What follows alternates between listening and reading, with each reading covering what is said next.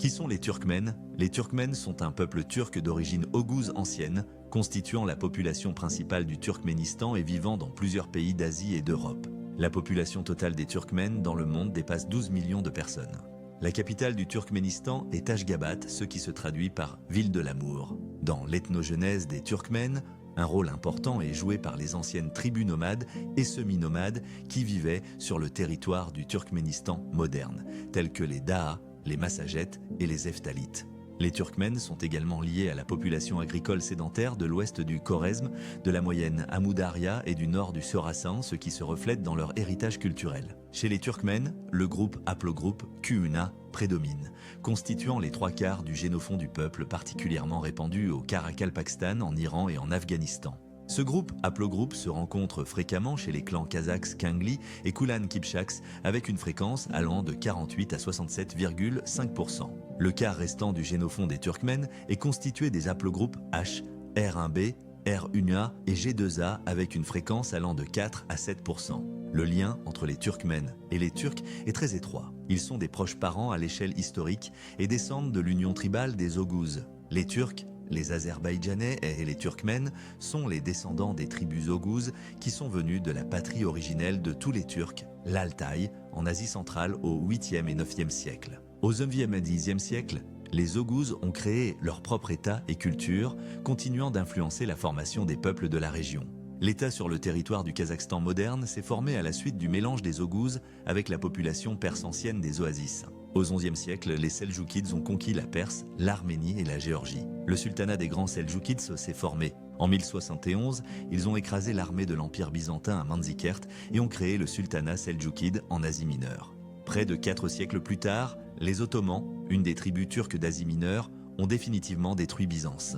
Cet événement a changé le paysage historique de la région. Quelle langue parlent les Turkmènes? Le turkmène appartient au groupe ogouzo-turkmène et fait partie de la famille de turc, très proche de l'azerbaïdjanais et du turc. En turkmène, on distingue environ 30 dialectes et parlés. Les particularités de la langue sont particulièrement visibles dans les noms qui reflètent souvent les phénomènes météorologiques et naturels. L'ancêtre ancien du peuple est considéré comme l'un des ancêtres importants qui a uni diverses tribus et jeté les bases de l'identité turkmène. Il y avait Oghuz Khan, dont les petits-enfants sont devenus les ancêtres des 24 plus anciennes tribus turkmènes. Plus tard, au sein de ces tribus, des clans se sont distingués et de nouvelles tribus se sont formées. Les plus grandes tribus sont les Goklen, les Salirs, les Tekins, les Yazirs, les Chofdour, les Yomouds, les Alili, les Ersaris.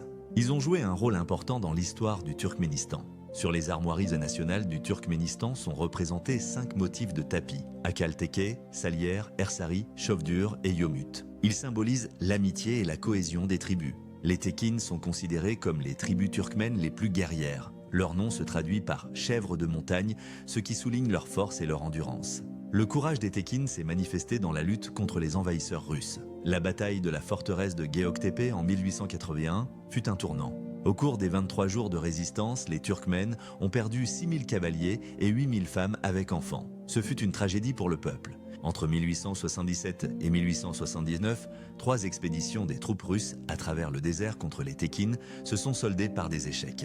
En 1879, le tsar Alexandre II nomma Mikhaïl Skobelev commandant en chef de l'expédition d'Aralteke. Il commença l'opération cette fois depuis la mer Caspienne, accordant une attention particulière à la préparation matérielle et aux innovations techniques pour la campagne à venir. Skobelev apporta des installations de réfrigération et de dessalement, des ballons aériens, des mitrailleuses expérimentales et des mines à réaction pour renforcer l'armée russe. Depuis la mer Caspienne, on commença immédiatement à construire une voie ferrée pour approvisionner les troupes, assurant une logistique efficace pour l'armée. En 1880, Skobelev arriva au mur de la citadelle et commença le siège, le menant strictement selon les règles de l'art militaire. Les courageux Tekins menèrent des sorties nocturnes désespérées, tuant plus d'une centaine de soldats russes lors de l'une d'elles. Skobelev comptait sur des travaux de mines et d'explosifs, qui se révélèrent efficaces car les Tekins ne comprenaient pas le fonctionnement des mines. Les Tekins pensaient que les Russes creusaient un tunnel souterrain pour pénétrer, mais en réalité, une puissante explosion était préparée. Le 12 janvier 1881, une puissante explosion retentit, faisant s'effondrer une grande partie du mur de la forteresse. Les troupes russes ont envahi Göktepe, où les défenseurs se sont battus jusqu'à la mort sans se rendre ni demander grâce.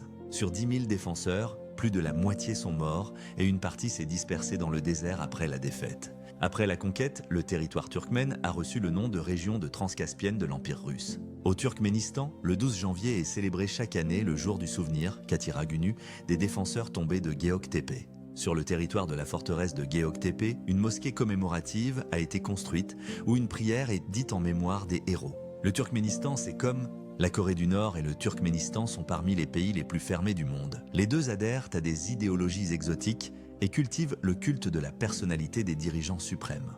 En Corée du Nord, on suit officiellement l'enseignement du juche. L'idéologie turkmène, décrite dans le livre Ruknama, ressemble au juche par son emphase et son pathos. Le livre Ruknama déclare les Turkmènes seuls héritiers directs des Oghuz et créateurs de l'Empire parthe, qui s'est opposé à la Rome antique pendant 400 ans. Selon les historiens romains, la partie a été fondée par les Scythes, un peuple d'origine iranienne. Les Turcs sont apparus dans ces régions seulement plusieurs siècles plus tard. Jusqu'à la mort de Niyazov en 2006, le Runama était étudié comme matière principale à l'école et un monument gigantesque dédié au livre fut érigé à Ashgabat. Dans toutes les villes turkmènes, il y avait des statues de Niyazov, ses portraits étaient à partout, sur les billets, les pièces de monnaie, les timbres et les premières pages des journaux. Un nouveau calendrier est apparu au Turkménistan. L'année ne commence pas en janvier, mais au mois de Turkmenbashi, ce qui signifie « chef des Turkmènes ». Le nom Turkmenbashi a été donné aux sommets montagneux, aux rues, aux hôtels, et il était même prévu de renommer tout le pays ainsi. En même temps que le renommage du pays, Niyazov a commencé à façonner son peuple en introduisant une censure totale dans les médias. Au niveau quotidien, la censure limitait l'information, formant une version officielle unique des événements et réprimant la dissidence. Au Turkménistan, les coiffures informelles ont été interdites, des uniformes stricts ont été introduits dans les écoles et universités et les femmes ont été obligées de porter des robes nationales et de tresser leurs cheveux. Les dents en or ont également été interdites. Turkmenbashi a supprimé le ballet, l'opéra et le cirque, puis a interdit la musique non traditionnelle à la télévision, à la radio et dans les lieux publics. Après la mort de Turkmenbashi en 2006, le trône fut occupé par Gurbanguly Berdimuhamedov, surnommé Arkadag, ce qui signifie protecteur. Les élections se sont déroulées honnêtement, il a obtenu 89% des voix. Berdimuhamedov a rétabli le ballet, le cirque, l'opéra et a autorisé les dents en or. Les portraits de Turkmenbashi sur la monnaie ont été remplacés par des images de sages et de poètes turkmènes, mais bientôt les portraits de Gurbanguly ont commencé à orner tout autour. Les statues de Gurbanguly sont installées sur les places des villes, ce qui crée un culte de la personnalité et un pathos nationaliste compréhensible uniquement à l'intérieur du pays. L'objectif de ces mesures est de créer une nation turkmène à partir d'une union amorphe de tribus et de clans, car les Turkmènes se considèrent comme une nation de tribus. Le temps et le développement futur des événements au Turkménistan montreront s'il est possible de construire une nation unie à partir de tribus disparates.